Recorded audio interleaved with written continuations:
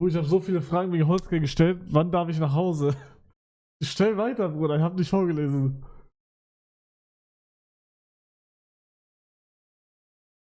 Ja, hab ich schon gesehen.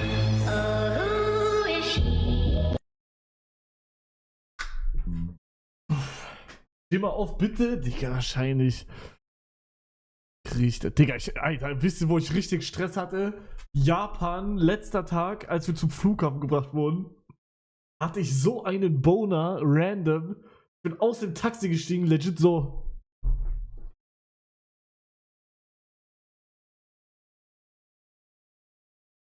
So stand ich da.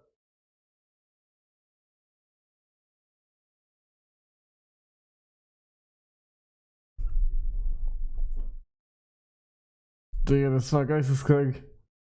Kenne ich.